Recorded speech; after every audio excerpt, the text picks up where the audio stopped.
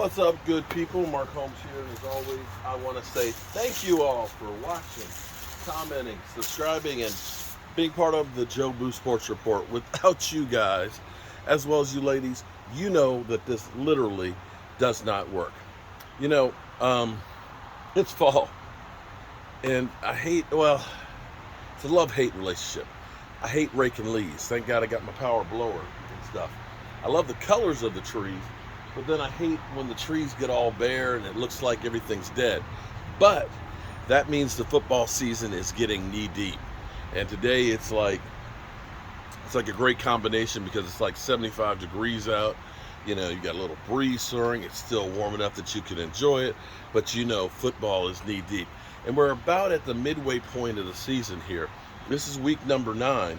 And our Cowboys, of course, we got 9 games left to go. We're on the bye week and a much needed bye week. Looks like Zeke Elliott will be ready to return next week and play. Of course, the talking heads are, of course, always trying to get our Cowboys and stuff that we got problems here, or we got to fix this and do that.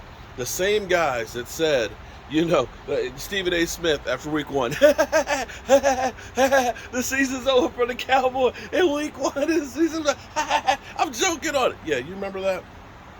But yet here it is, contrary to what all the experts told the Dallas Cowboys that they needed to do. They told us we needed to go out there, we needed to sign Von Miller, we needed to sign Randy Gregory back, we needed to hold on to Lyle Collins and all this stuff. So when all these talking heads get together and they start telling you, you know, here's what's going to happen, that the Eagles are the greatest team, and the Cowboys screwed up by not going and getting Brandon Cooks, oh man, you know, they're not bold. So wait a minute.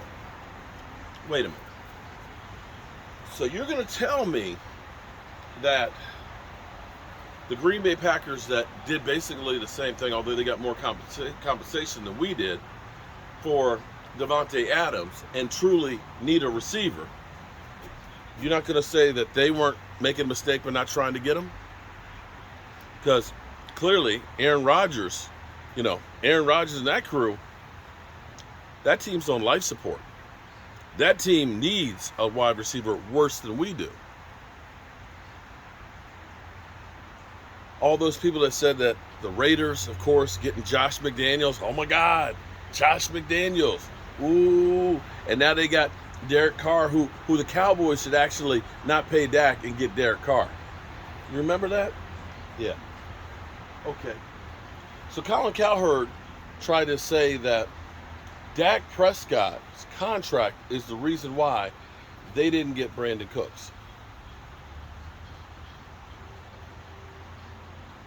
The Cowboys could have gotten Brandon Cooks if they wanted to. But to take $18 million guaranteed, because quite frankly, they could go ahead and just say, you know what, Tyron Smith, we're not going to bring him back next year. And that's the money, because Tyron Smith is $17 million. You could have easily been able to get Brandon Cooks if you deemed him worthy enough getting. But a 29-year-old wide receiver for 2nd and 4th, sorry, that's just too much. It's not what I actually came here to talk about this video with. It's actually to try and piss off some Eagle fans. You know, the Eagles, they're drinking the Kool-Aid. They're drinking the Kool-Aid because they're 8-0 for the first time ever. I'm actually seeing some articles. Are the Eagles the best built team ever? That, now we're having the comparison of the 73 Dolphins. Of course, there's just the old Cowboys that we didn't sign the big name free agents and stuff. We didn't go on the deep end where we're trying to get every player that becomes a free agent. That, we just try and do things like draft players and find players, that other teams miss. Here's an interesting thing for you. We drafted Jake Ferguson. Ra's a statistician, and I'm going to say stats aren't the be-all, end-all of everything, because sometimes stats can lead you the wrong way. You could have great stats and still lose the game. Big time. Get blown out. But Ra's says, by the numbers, Peyton Hendershot could be a George Kittle. And I dare say that Peyton Hendershot, for a rookie undrafted player, is playing pretty damn good. Really good.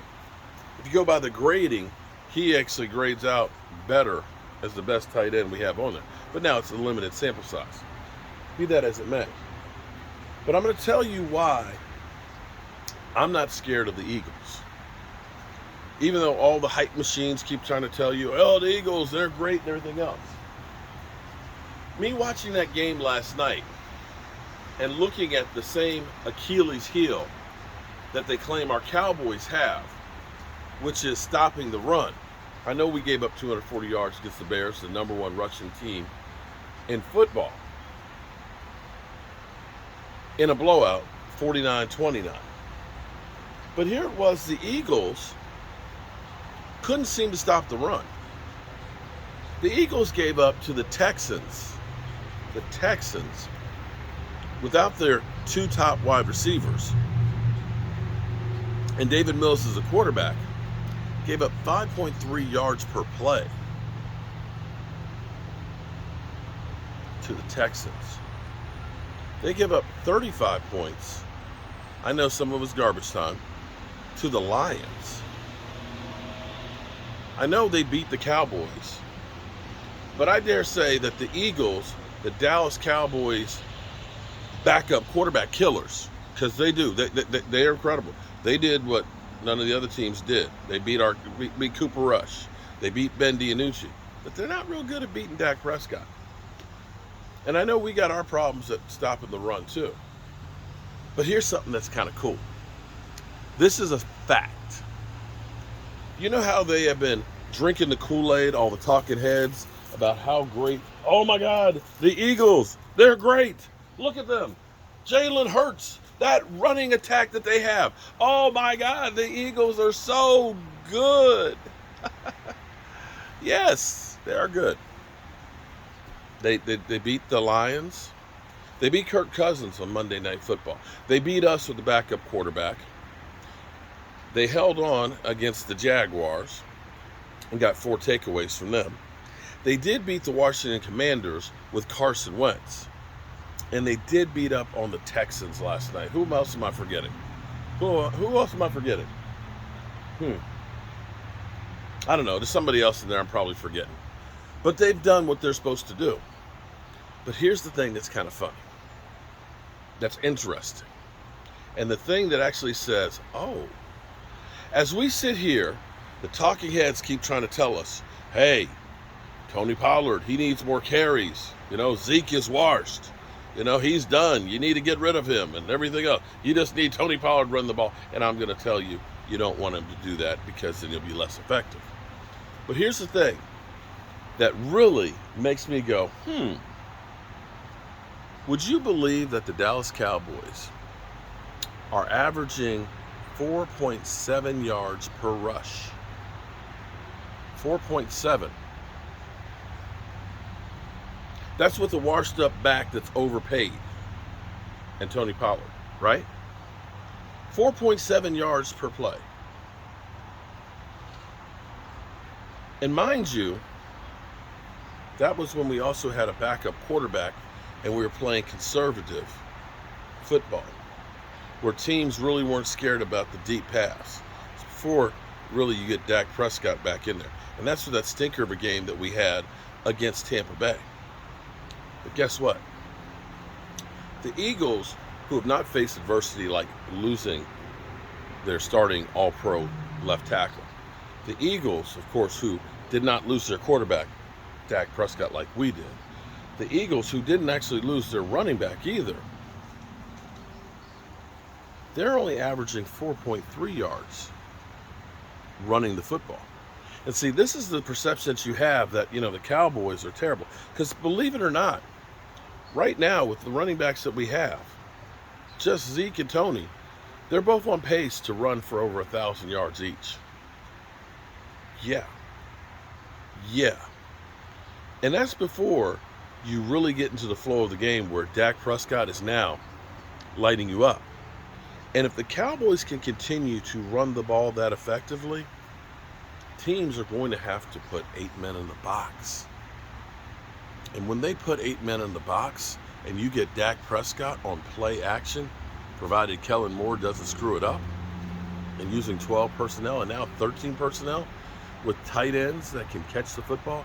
That, mind you, rookie tight ends usually aren't very effective.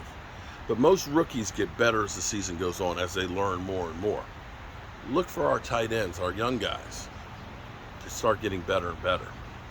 Quietly, even our offensive line has been getting better. Connor McGovern, haven't been looking and saying he's got to be replaced. He's beginning to get in a bit of a groove. Tyler Smith does have one bad play or so a game, but he's not the penalty machine that everybody thought he was going to be. And all those penalties that we had last year on the offensive line and stuff, they're not there. If these things hold up going forward, especially when we go against the Eagles at home, I'm not going to lose sleep worrying about the Eagles. Even if they do win the division, not going to lose sleep. Because this is a team that's getting better, that's getting their pieces back.